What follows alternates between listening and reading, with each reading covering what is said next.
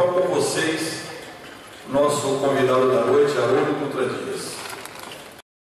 Caros amigos e amigas, senhoras e senhores, inicialmente eu gostaria de agradecer profundamente pela USE Intermunicipal de Ribeirão Preto, que nos fez esse convite muito carinhoso, e eu gostaria de cumprimentar a todos os trabalhadores desse órgão federativo, na pessoa do nosso irmão Balieiro, a quem eu tenho um profundo respeito.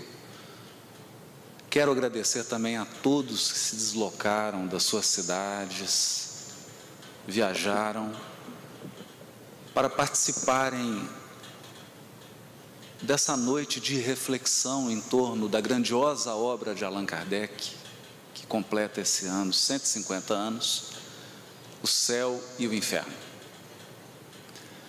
Pedindo à espiritualidade superior que sensibilize o coração de cada um de nós, que amplie a nossa capacidade de percepção e de pensamento, para que os espíritos que conduzem a nossa jornada evolutiva possam, nesse momento especial, encontrar a oportunidade de, quem sabe, corrigir as rotas do nosso destino, retificar maneira de pensar equivocada, fortalecer o nosso ânimo para as lutas e para os testemunhos que cada um de nós se comprometeu antes da encarnação, e que nós possamos sair daqui nos sentindo mais aconchegados ao nosso Mestre Jesus,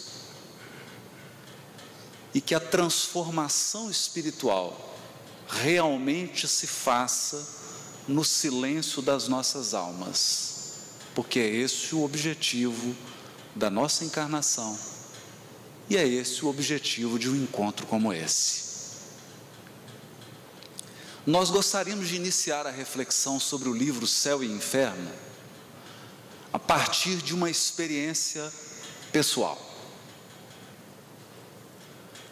A teologia bíblica construiu a figura de um Deus como um juiz implacável,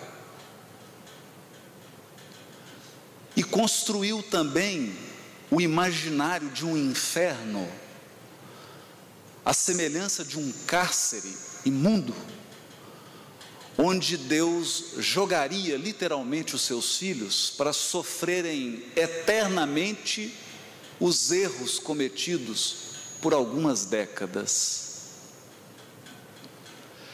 Naturalmente, só é capaz de construir a ideia de um inferno eterno e de uma condenação eterna criaturas que muito desenvolveram a capacidade de pensar, mas que ainda não afinaram a sua capacidade de sentir. Porque aqueles que já se conectaram com o amor divino e que já iniciaram a grandiosa tarefa de aprimoramento dos sentimentos, são incapazes de conviver com a ideia de um inferno perpétuo, de uma condenação eterna. Eu me recordo a primeira vez em que assumi o cargo de juiz coordenador de um presídio. E naquele momento, pude viver na experiência prática todo o imaginário de Deus como um juiz inflexível. E lá dentro da penitenciária, pude entrar em contato com o mais amplo leque de todas as emoções humanas. Lá pude conhecer criaturas que se escravizaram ao mal, permitiram que a maldade tomasse conta por inteiro dos seus corações e não esboçavam nenhuma possibilidade de arrependimento, e nenhuma possibilidade de correção. Portanto, se comportavam como graves doentes, portadores de uma infecção gravíssima e que necessitavam ser isolados sob pena de contaminarem toda a sociedade. Mas lá também eu pude testemunhar a grande realidade. Cada um de nós é muito maior do que os seus próprios erros. Nós somos maiores do que os nossos erros. Nós somos infinitamente maiores do que as nossas imperfeições. As nossas imperfeições e erros são acidentes de percurso. São fruto da nossa falta de conexão com o amor divino. Toda vez que nós nos afastamos da bondade de Deus, e toda vez que nós traçamos uma rota que passa distante da lei divina, geramos sofrimento para o nosso próprio destino, mas tudo isso é temporário. Dentro de nós há uma essência pura e incontaminável, há a semente divina, a essência divina, e todo ser humano, à semelhança das plantas, tem um poder infinito de regeneração. Então lá pude entrar em contato com grandes criminosos que haviam se arrependido e que estavam dispostos a reconstruir os seus destinos, estavam dispostos a tomar um novo rumo, a mudar sua maneira de pensar, seu modo de sentir, traçar novas rotas. E pude perceber que todas as criaturas, por mais perversas que sejam, por maiores sejam os erros cometidos, sempre têm ao seu lado um coração que as ama profundamente.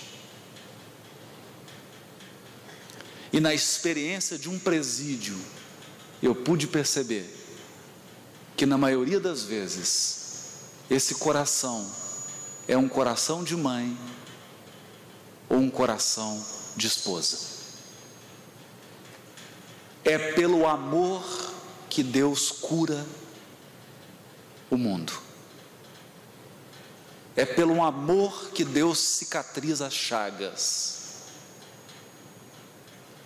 E a partir desse momento, eu comecei a ler com mais seriedade essa obra monumental de Allan Kardec.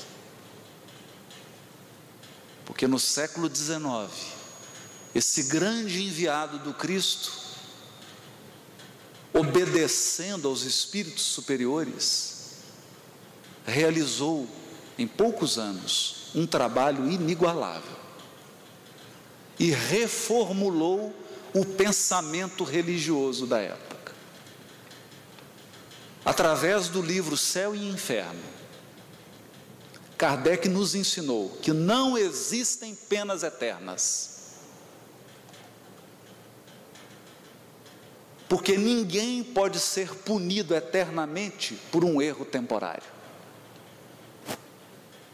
Ninguém pode pagar para sempre por ter errado por 30, 40, 50, 90, 100 anos.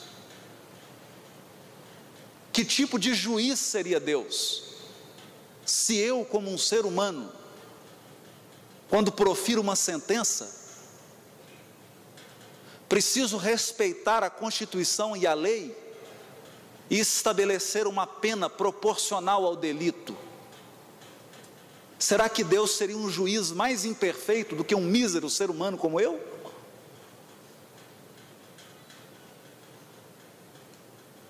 Aplicaria penas eternas? Que Deus seria capaz de separar a mãe de um filho? E qual mãe iria para o céu sabendo que seus filhos padecem no inferno? Que mãe seria capaz de gozar as delícias do céu, sabendo que os seus seres amados estão eternamente condenados a sofrer? Que céu de corações egoístas seria esse?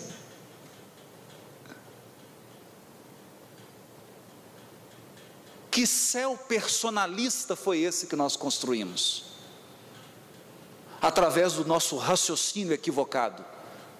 Porque o homem pensa muito e alcançou patamares incríveis no terreno da intelectualidade, mas no campo do sentimento, nós ainda estamos mais próximos dos animais do que dos seres humanos. Quem poderia imaginar um céu tão exclusivista? Afinal, não haveria regeneração? Mas através da obra Céu e Inferno,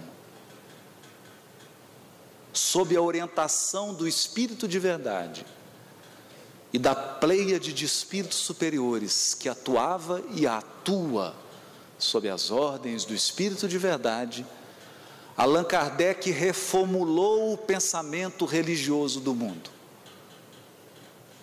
recuperando a ideia cristã de um Deus Pai, de um Deus que é infinito amor, de um Deus que é infinita sabedoria, mas sobretudo de um Deus educador, um Deus comprometido com a nossa transformação moral. Um Deus que se esforça para regenerar seus filhos, oferecendo infinitas possibilidades de reajuste. Então, o inferno se transformou, deixou de ser um cárcere frio e passou a ser considerado a UTI de um grande hospital. Porque o mal é uma doença e é fácil ser infectado por ela. O mal é um vírus poderoso. Basta um leve contato com a maldade. Se você não for vigilante, em alguns segundos você está agindo como os perversos. Basta alguém te agredir no trânsito, se você não tiver vigilância, em poucos segundos você está respondendo na mesma faixa de sintonia, permitindo que o outro controle o seu comportamento. Portanto, esclarece os benfeitores na obra de André Luiz. Chegará um dia em que a humanidade catalogará os perversos à conta de doentes. Mas não sejamos ingênuos. Nenhum médico atende um doente contaminado pelo ebola sem tomar as precauções. Nenhum de nós pode se dirigir a uma mente criminosa de maneira ingênua e invigilante. É por isso que a sociedade organizou tribunais, cadeias, sistema penitenciário, que funcionam à semelhança de hospitais, que isolam os doentes mais graves, para que eles possam ser tratados com mais eficácia. Pelo menos é o que deveria ser. E é assim que se processa no mundo espiritual. Por essa razão, Allan Kardec, no livro Céu e Inferno, com a sua inteligência e sutileza, escreveu um item chamado o Código Penal da Vida Futura. o Código Penal da vida futura. Há um Código Penal nas leis divinas? Há. Quem precisa de um Código Penal? Quem é afetado por um Código Penal? Somente quem transgride. Você pode viver uma encarnação inteira sem sequer saber que um Código Penal existe. Por quê? Porque você pode viver uma vida digna e honesta e o Código Penal jamais vai te incomodar.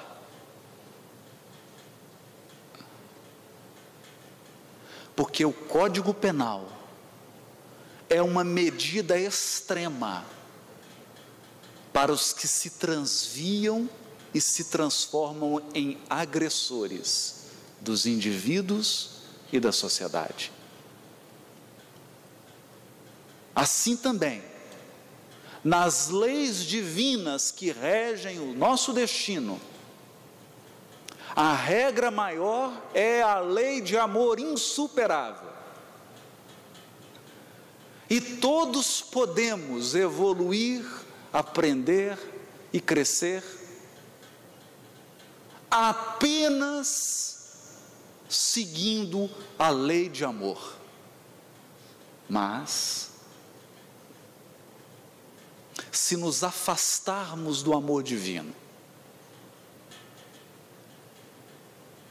se procurarmos apenas o bem exclusivo, sem nos preocuparmos com o bem dos nossos semelhantes, sobretudo daqueles que nos cercam e que compõem a nossa teia de relacionamentos, se nós nos tornarmos tão egoístas, a ponto de imaginarmos que podemos ferir o outro sem nos ferir, então, nesse momento, seremos atingidos pelo Código Penal da vida futura,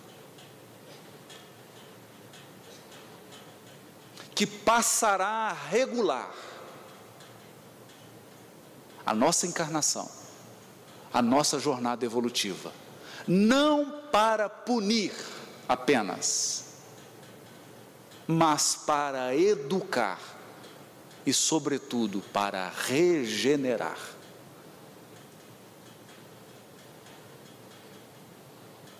Regenerar. É assim que Kardec escreve, com muita firmeza: o Espiritismo não vem, pois, com sua autoridade privada, formular um código de fantasia, porque o Espiritismo não trabalha com fantasia, trabalha com leis universais, não leis da terra, leis do universo infinito. A sua lei, no que respeita ao futuro da alma, deduzida das observações do fato, pode resumir-se nos seguintes pontos, que eu quero ler 3, para o alívio de todos, porque são mais de 60. Fiquem tranquilos. Primeiro artigo do Código Penal da vida futura: a alma ou espírito sofre na vida espiritual as consequências de todas as imperfeições que não conseguiu corrigir na vida corporal. O seu estado feliz ou desgraçado é inerente ao seu grau de pureza ou impureza. Então, não há nenhum tribunal celeste te julgando, não há nenhum juiz aplicando uma sentença a mim ou a você, não tem ninguém vigiando a sua vida, é simplesmente lei. Lei. Lei de ação e reação. Eu vou citar um exemplo para ficar mais claro. Por que que um helicóptero tem uma hélice na traseira? Porque se ele não tiver essa hélice na traseira, quando a hélice de cima começar a girar, pela lei de ação e reação, ele gira.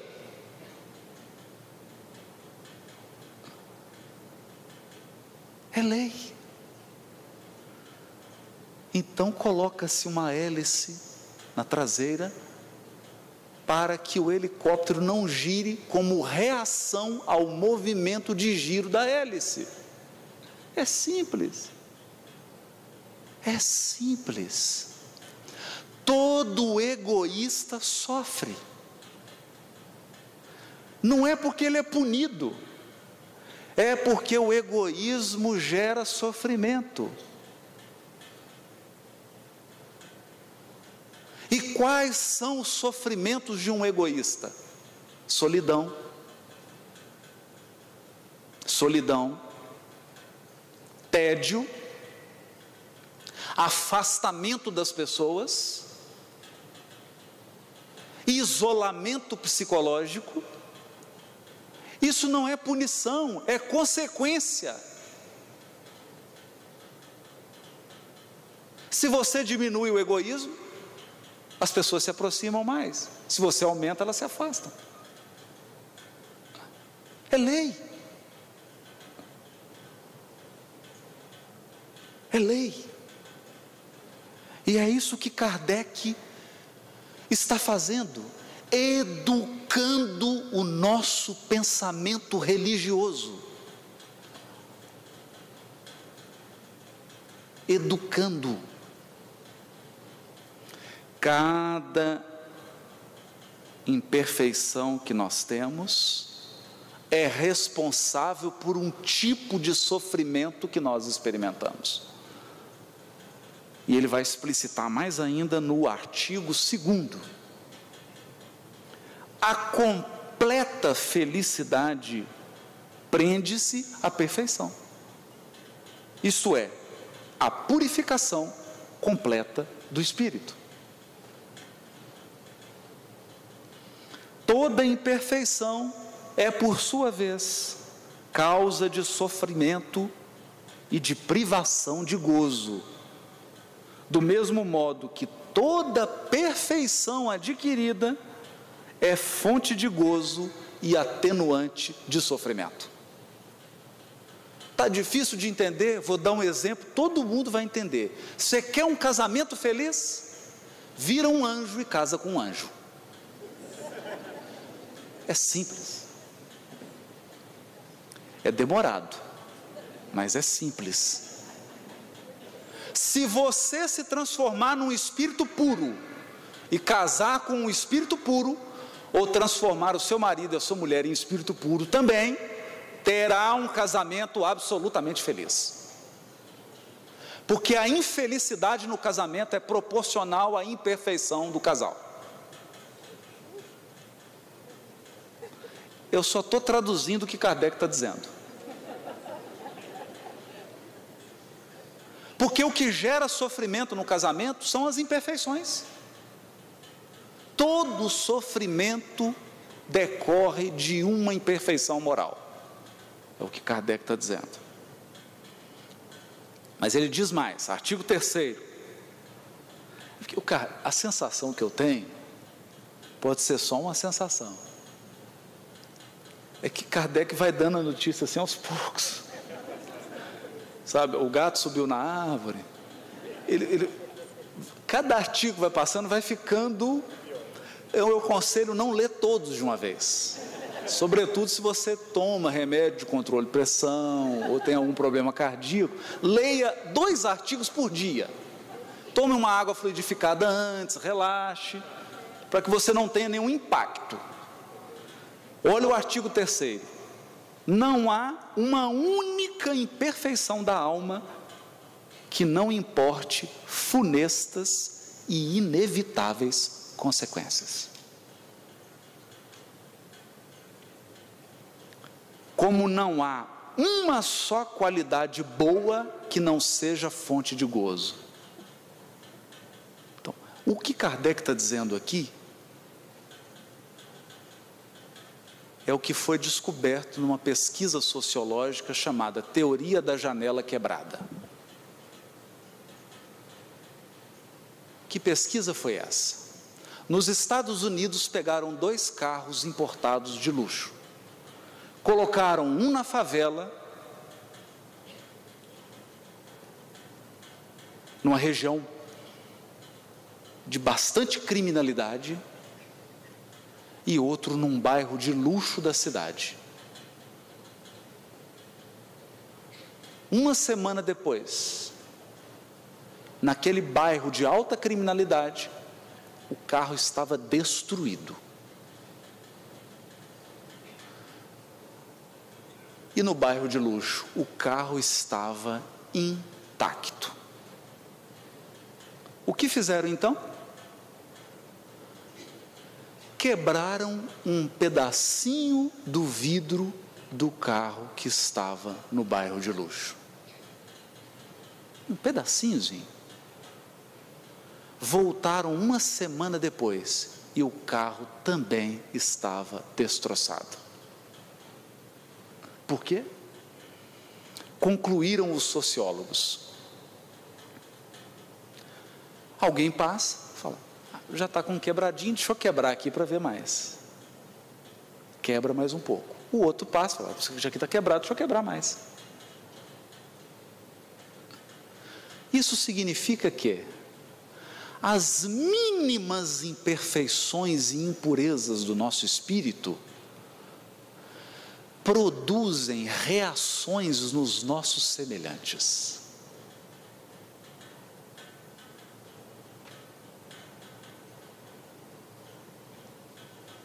Que tipo de reação? É essa. Já que está quebrado, deixa eu quebrar mais.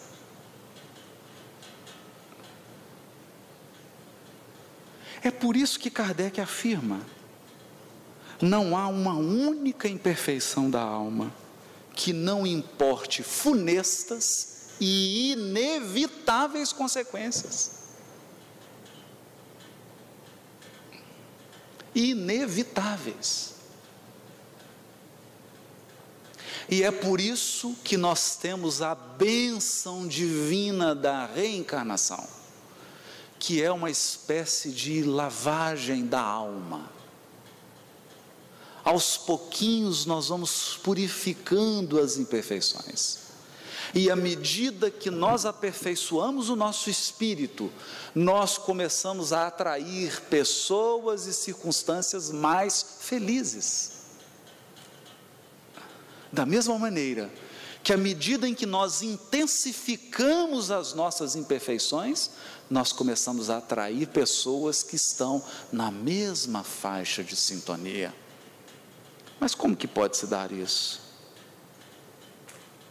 Como que isso pode acontecer? Então nós selecionamos um trecho maravilhoso.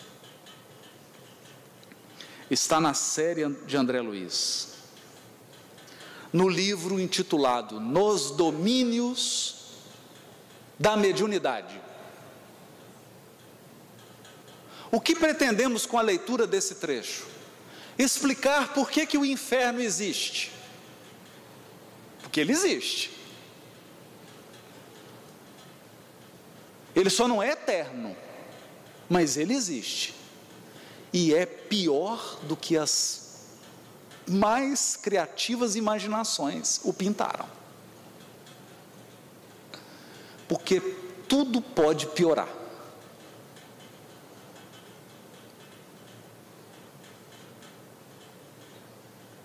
Tudo pode piorar. Albério, um benfeitor espiritual, faz uma palestra no mundo espiritual. E ele começa dizendo assim: meus amigos, falou com segurança, dando continuidade aos nossos estudos anteriores, precisamos considerar que a mente permanece na base de todos os fenômenos mediúnicos.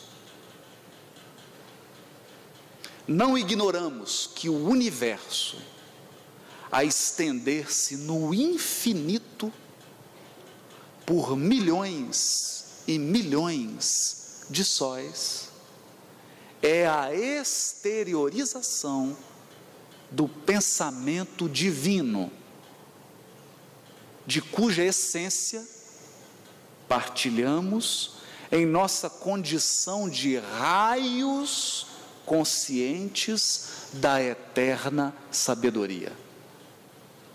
Nós somos raios conscientes da eterna sabedoria. Como filho de Deus, somos seres divinos em potencial, dentro do limite de nossa evolução espiritual. Da superestrutura dos astros à infraestrutura subatômica, tudo está mergulhado na substância viva da mente de Deus. Que substância é essa? O fluido cósmico. Substância viva da mente de Deus. Bom, abre um parênteses. Isso quer dizer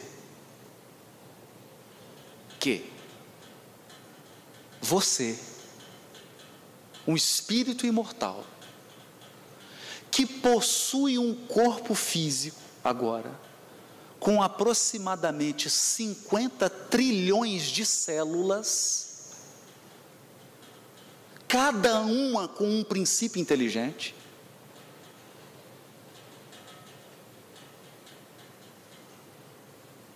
você e todos esses 50 trilhões de princípios inteligentes que gravitam em torno de você, estão mergulhados no pensamento divino. Mais do que isso, cada átomo do seu corpo é constituído de fluido cósmico. E por que eu estou dizendo isso? Só para lembrar a mim e a todos que nós estamos mergulhados em Deus.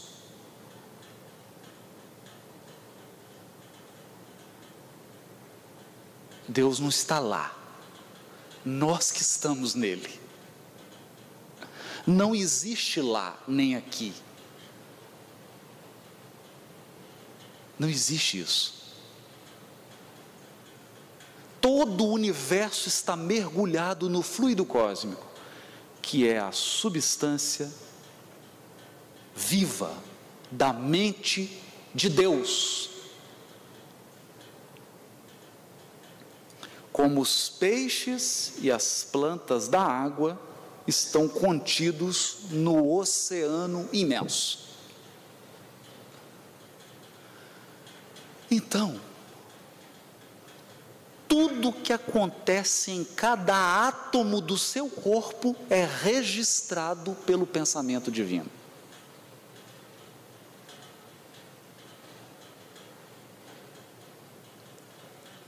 Filhos do Criador, dele herdamos a faculdade de criar e desenvolver, nutrir e transformar. Nós também somos co-criadores. Nós também criamos com a nossa mente uma substância que nos envolve, substância criadora. Nós vamos chegar lá.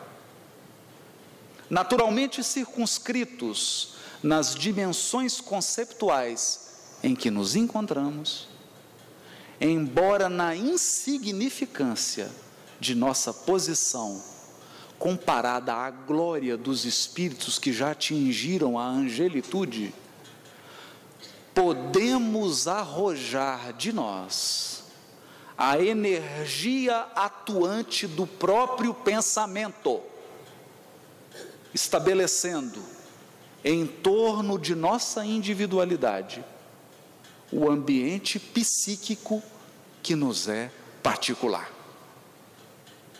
Não tem mágica. Kardec já havia tratado desse tema no livro Obras Póstumas, no item chamado Fotografia do Pensamento, onde Kardec falou que cada um de nós possui uma atmosfera psíquica. O nosso pensamento atrai o fluido cósmico e gera uma nuvem de substância que nos define o caráter e a posição evolutiva.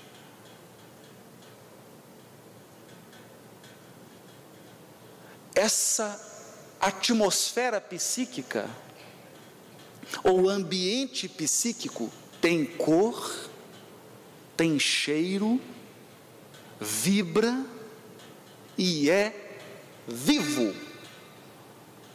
Vivo, e funciona como um imã.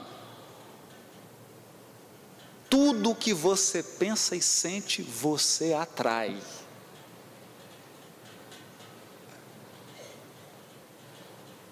Não é para ficar todo mundo assustado, por favor. Atrai. As mínimas circunstâncias do dia a dia são consequência da nossa atmosfera, daquilo que nós vibramos. E como funciona a lei de causa e efeito? Quando você cria um prejuízo para alguém, essa energia fica gravada na sua atmosfera psíquica, como um imã poderoso. Então você vai atrair aquela mesma circunstância que você criou.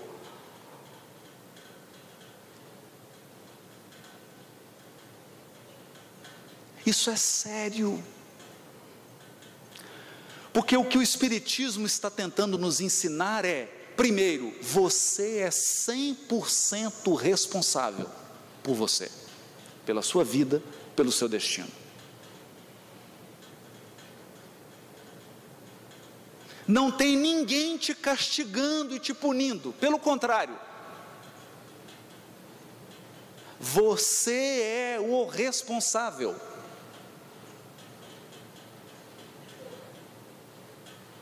Segundo,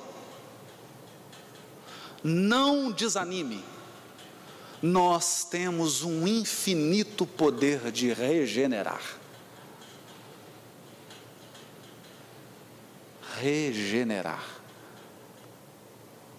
Basta mudar o nosso pensamento e o nosso sentimento, muda a nossa atmosfera psíquica e muda o destino. Mudam as circunstâncias, muda a percepção, muda a companhia espiritual, muda o tipo de influência que você recebe, muda seus vínculos, muda tudo.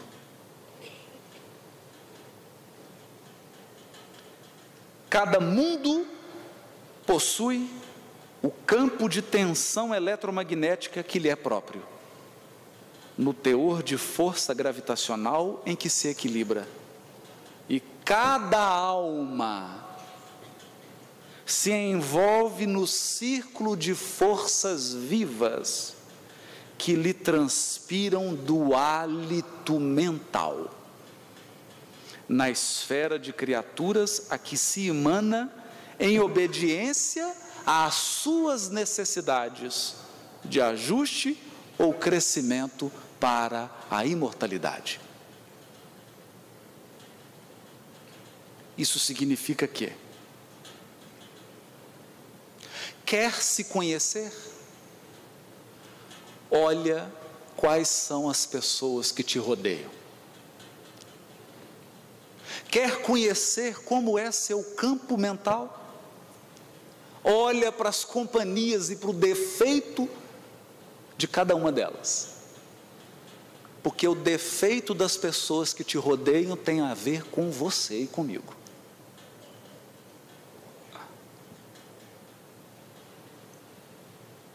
Isso parece estranho? Parece estranho. Alguém está vendo algum anjo sentado aí do lado assistindo palestra? Por que será que eles não estão aqui convivendo com a gente?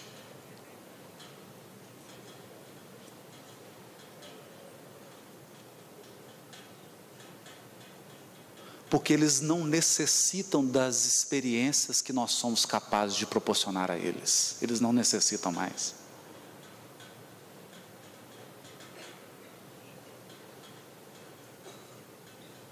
Isso nos leva a uma profunda reflexão. O que são as regiões de profundo sofrimento e treva no mundo espiritual? São apenas materialização do campo mental das criaturas que lá estão.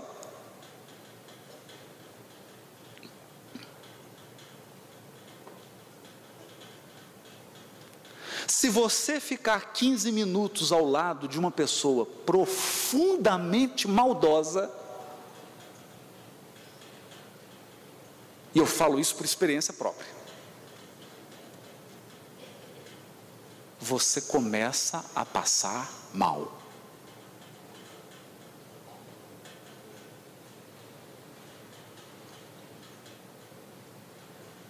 Se você entra em contato com criaturas profundamente materializadas e materialistas, em 10 minutos você está com sono.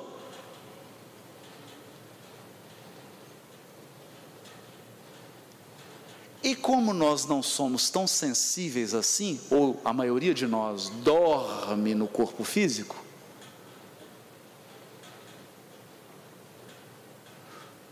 como nós não somos tão sensíveis, somos, mas não desenvolvemos a nossa sensibilidade, como as plantas, as plantinhas, coitadinhas, elas não aguentam, elas morrem.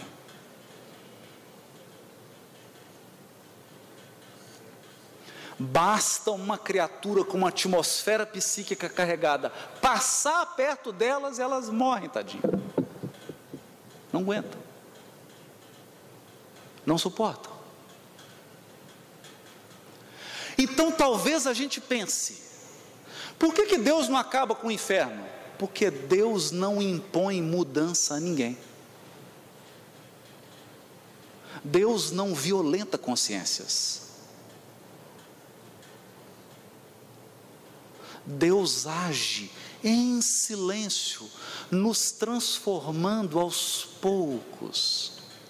E para isso, muitas vezes, Ele convoca uma professora maravilhosa, que se chama dor. Uma mestra sábia.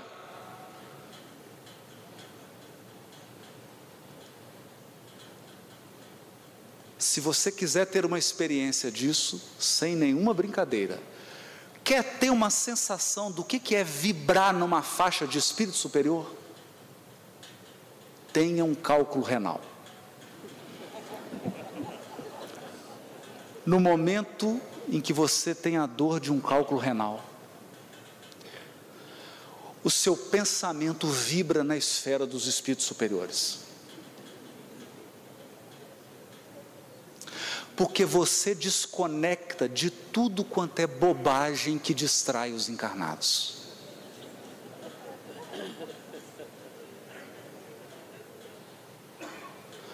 O seu poder de se conectar consigo mesmo vai ao infinito.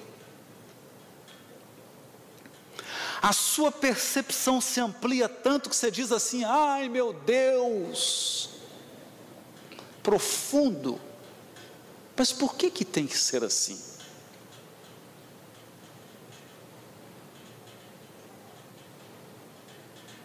Por que tem que ser assim? que Albério, e conectando a lição de Albério no livro Nos Domínios da Mediunidade com o texto de Allan Kardec, o que nós concluímos? O que nós concluímos? Concluímos que Deus tolera as regiões infernais como um pai tolera um filho coberto de chagas, de feridas.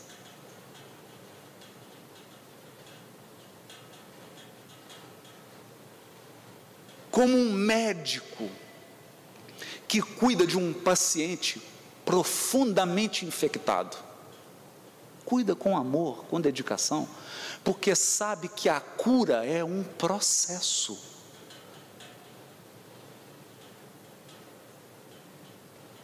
E o primeiro passo para se libertar do mal é o mais difícil, é reconhecer que o mal é mal.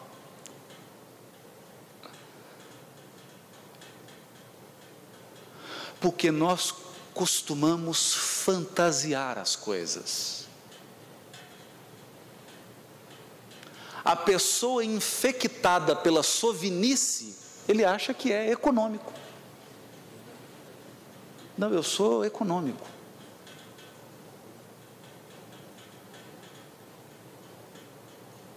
Econômico.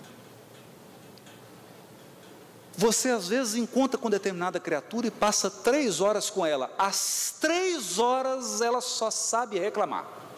É o calor de Ribeirão Preto, é o trânsito, a economia, a presidenta, o plano econômico, a situação do mundo. Depois de 3 horas reclamando, você pergunta para ela: mas meu amigo, por que tanta reclamação? Não, eu sou realista.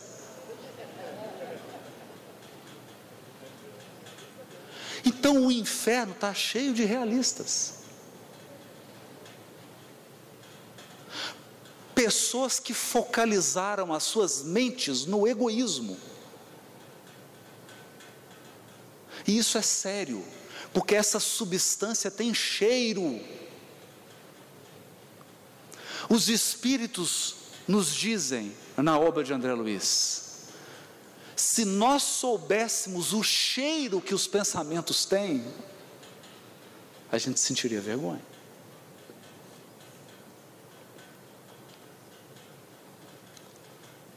Tem cheiro, tem cor, vibra. E é por isso que os espíritos superiores são iluminados, têm perfumes de rosas. Isso não é nenhuma mágica, isso é lei.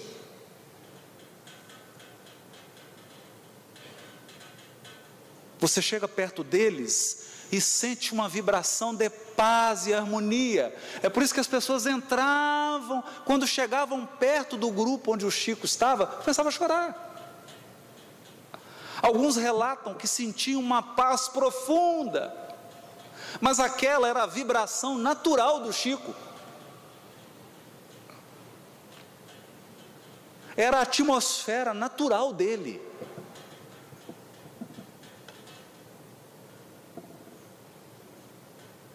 Qual é a nossa?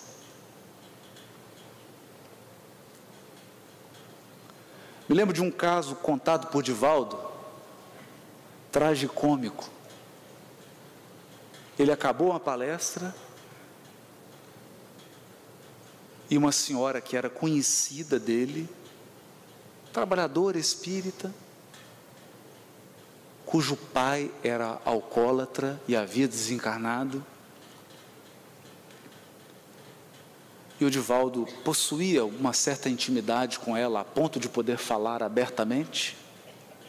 E ela perguntou: Divaldo, tem alguma notícia de papai? Tenho. Como é que ele está? Bebendo.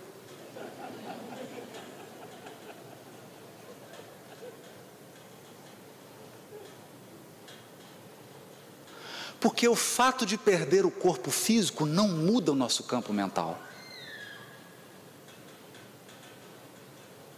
O fato de abandonar o corpo não muda a nossa atmosfera psíquica. E adivinhem o que você vai atrair com seu campo mental? Aquilo que você pensa e sente.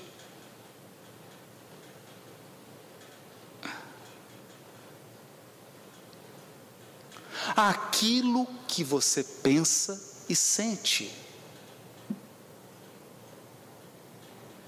Eu gostaria de dar um exemplo aqui, sem nenhuma pretensão de fazer qualquer referência à crítica ou adentrar em aspectos políticos, porque isso não nos leva a lugar nenhum. Mas há pouco tempo assisti a um fato noticiado no Fantástico que me deixou penalizado. Eu só pude sentir compaixão. Porque não tem outro sentimento que um espírita cristão possa ter diante de um quadro de tanto sofrimento. Só pude sentir compaixão. E naquela hora que eu assisti a reportagem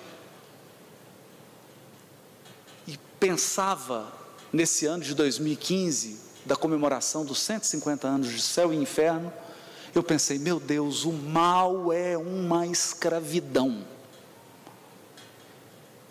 A maldade é uma prisão. Era uma reportagem de uma dessas figuras ligadas ao cenário político, que havia se habituado à infeliz conduta de viver da corrupção, da propina e etc.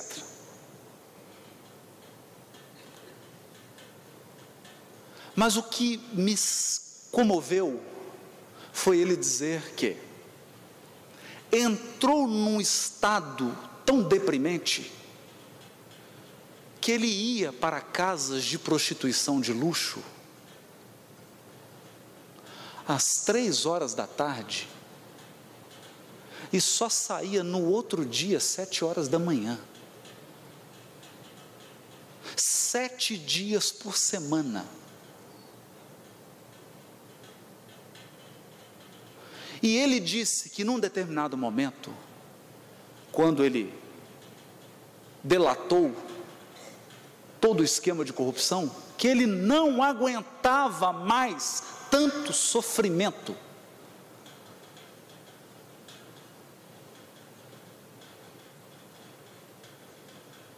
Já imaginaram a atmosfera psíquica desse coração?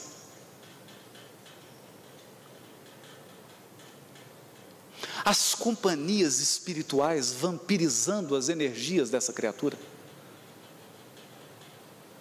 O estado de escravidão em que ele se encontrava, em que você não é capaz mais de escolher, são os outros que escolhem por você, em que o vício te domina completamente.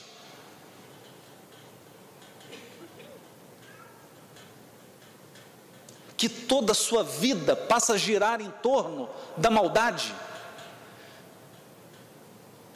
E que para alimentar o vício e alimentar a maldade, você precisa cometer mais maldade e se envolver mais ainda no vício.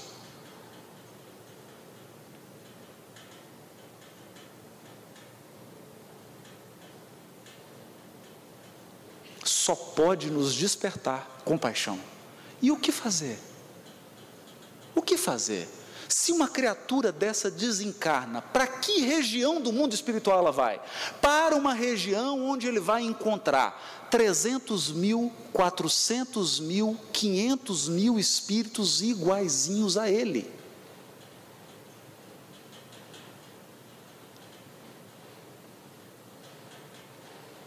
Imaginem 300 mil mentes, imaginem 300 mil pessoas num ambiente vibrando inveja.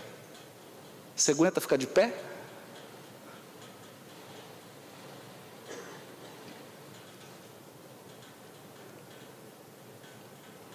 Imagine você num local com 500 mil espíritos preocupados em prejudicar alguém.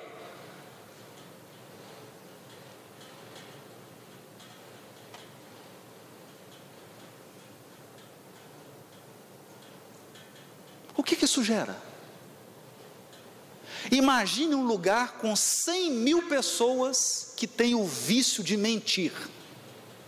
Imagine a energia da mentira multiplicada por 100 mil.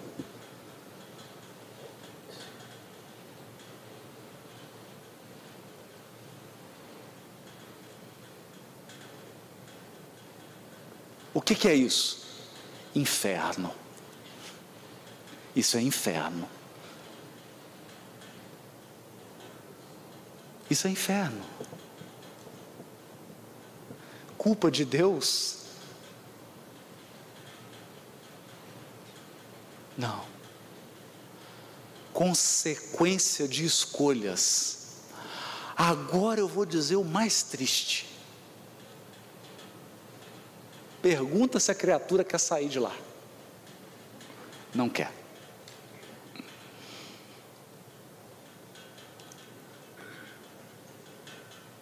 Não quer.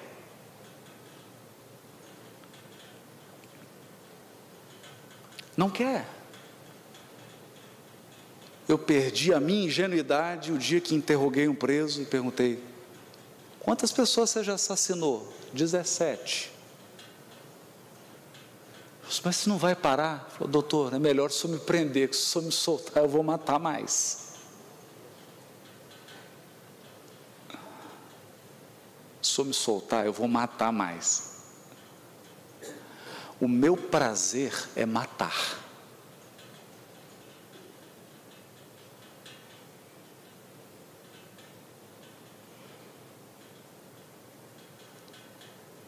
Essa é a visão realista que a doutrina espírita nos dá. Esse é o inferno. Então o inferno não está lá fora, o inferno está no seu sentimento e no seu pensamento. E o inferno tem cor, tem cheiro e tem frequência, tem onda, tem vibração.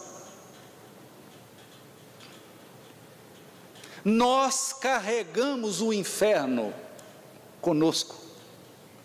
Mas eu não vim aqui só para dar má notícia. Somos mais de 400 reunidos nesta noite para contar apenas os encarnados, porque eu não enxergo nem encarnado direito, que dirá desencarnado, sem contar os desencarnados, todos aqui interessados em receber as vibrações do Cristo, todos aqui irmanados num propósito: empreender a reforma dos nossos sentimentos e dos nossos pensamentos. Todos aqui numa postura respeitosa, querendo corrigir o nosso destino espiritual. Imagina a vibração desse ambiente.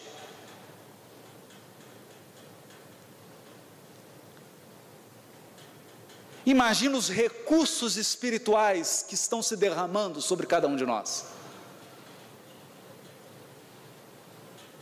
Imagina o que acontece com a sua atmosfera psíquica depois que você vem num evento como esse.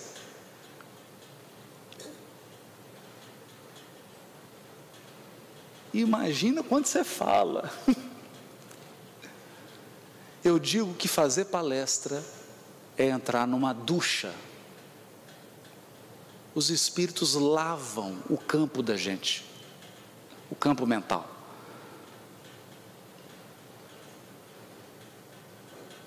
Toda vez que nós nos engajamos numa tarefa a favor do semelhante, nós estamos promovendo limpeza, purificação, regeneração de nós mesmos. É por isso que o lema do Espiritismo é: fora da caridade não há salvação. Mas caridade não é só dar coisas materiais, é também isso, mas não é só isso. Caridade é fazer o bem, e fazer o bem pode ser simplesmente ouvir, entregar um livro, entregar uma mensagem, colaborar para que o campo psíquico de alguém se modifique. Nós viemos aqui para isso. Então a boa notícia é: nós também carregamos o céu dentro de nós.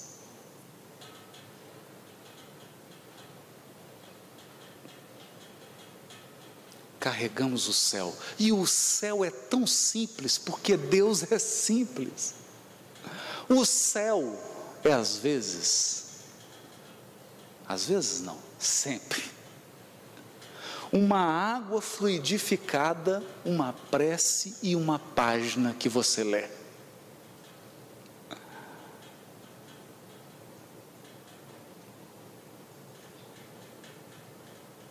É céu. O céu é às vezes quando você para e observa uma chuva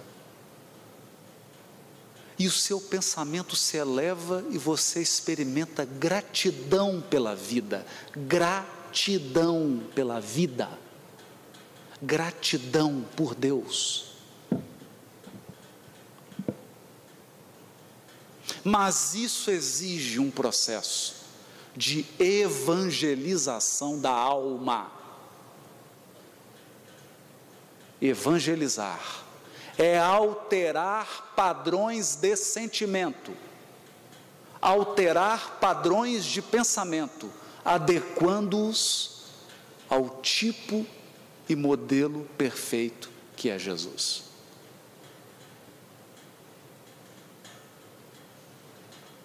Isso é a verdadeira evangelização. Adequar-se ao Cristo.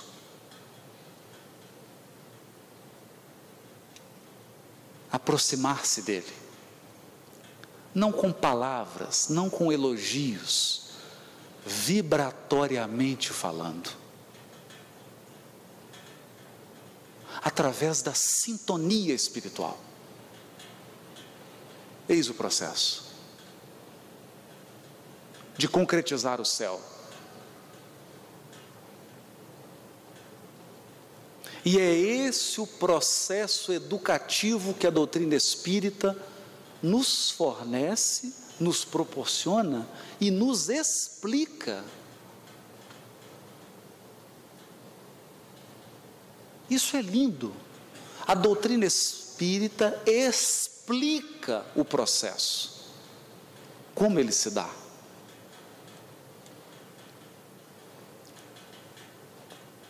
Portanto, nós temos aprendido, quer alterar alguma circunstância da sua vida?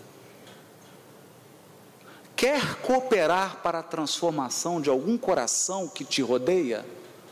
Transforma-te.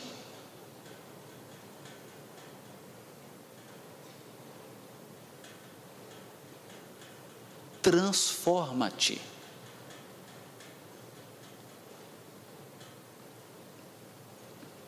Porque nós estamos inexplicavelmente ligados uns aos outros. Se um se altera, todos sentem a mudança. Todos sentem a transformação. O céu não é um presente de Natal. O céu é um hábito. Não é um lugar, é um modo de ser.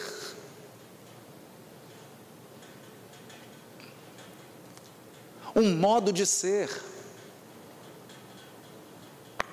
E para isso, nós precisamos urgentemente incorporar à nossa rotina de espíritas, hábitos. Precisamos incorporar certos hábitos. Muitos de nós espíritas há 20, 30, 40 anos perdemos o hábito de cuidar da atmosfera psíquica do nosso lar. Frequentamos 5 reuniões por semana, estamos envolvidos em 15 atividades, mas a vibração do nosso lar é um caos, por conta de pequenos hábitos singelos, como por exemplo, manter uma água fluidificada, fazer uma prece ao levantar, fazer uma prece antes da família comer algo, encerrar as refeições com uma prece. Orar antes de dormir. Ler uma paginazinha, 5 parágrafos. Preparar-se para o sono. São coisas singelas, tão singelas, mas que fazem profunda diferença, porque nós somos seres feitos de hábitos. Um espírito superior não é alguém que conquistou uma medalha chamada superioridade. Ser um espírito superior significa incorporar hábitos. Os espíritos superiores têm o hábito de orar. A gente percebe isso na obra de André Luiz. Tudo que eles vão fazer é precedido de uma oração. Para quê? Para quê? Para sintonizar com a mente divina.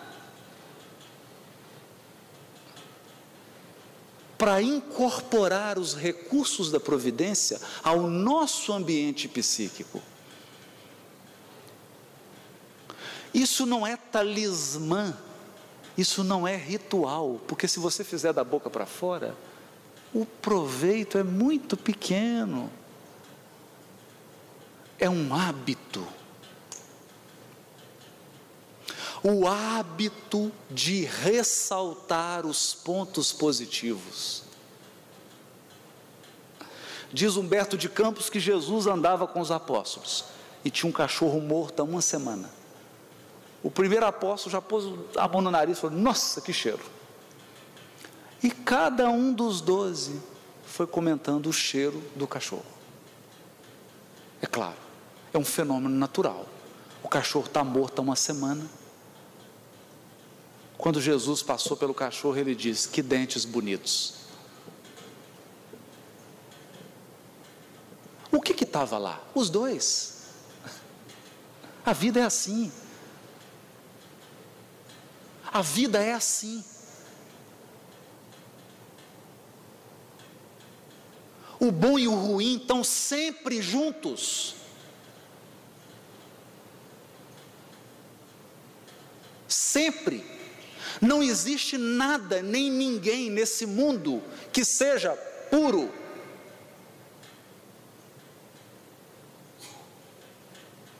Esse microfone é bom, mas não é perfeito. O som está bom, mas não está perfeito. A pergunta é: você vai focar a sua mente em quê?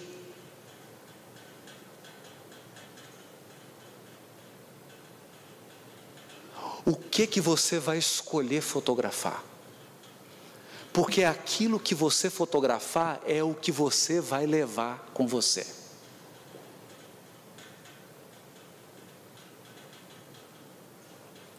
É o que você vai levar.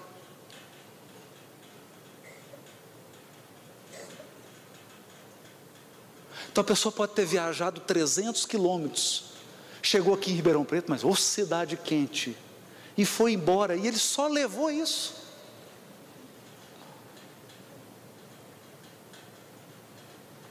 Porque foi isso que a mente dele focalizou.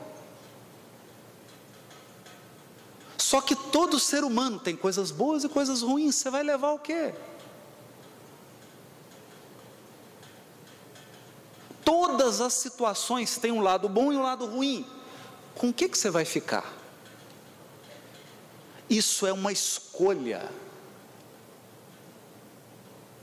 Mas é sobretudo um hábito. Um hábito.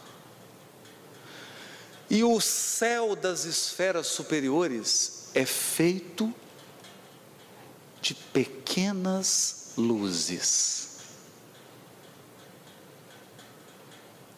Pequenas luzes.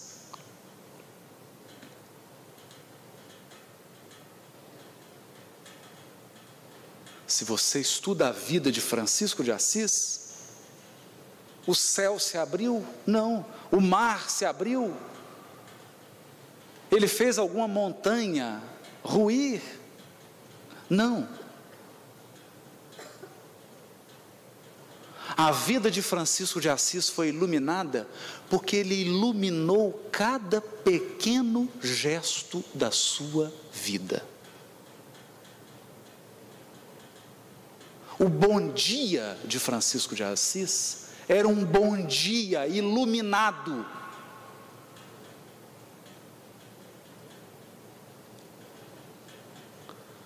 O almoço de Francisco de Assis era um almoço iluminado. Cada palavra dele era intencionalmente iluminada. Por isso que o céu é feito de pequenos pontos, infinitos pontinhos de luz que se somam. E esse é o desafio que a doutrina espírita nos coloca. 150 anos de o céu e inferno. O processo de educação da mente religiosa do mundo começou. Uma nova concepção de Deus.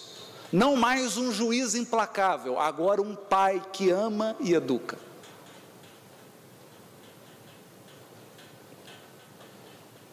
Não mais condenados, mas seres que estão tentando educar-se, aprimorando os seus sentimentos e os seus pensamentos. Eu desejo profundamente que cada pequeno momento da sua vida seja iluminado com a luz da doutrina espírita e do Evangelho. Que cada pequeno gesto seja, a partir de agora, experimentado com profunda reverência e gratidão a Deus. E que aos poucos você construa o seu céu interior. Dê as mãos para que nós consigamos, enfim, materializar o céu na terra. Muito obrigado.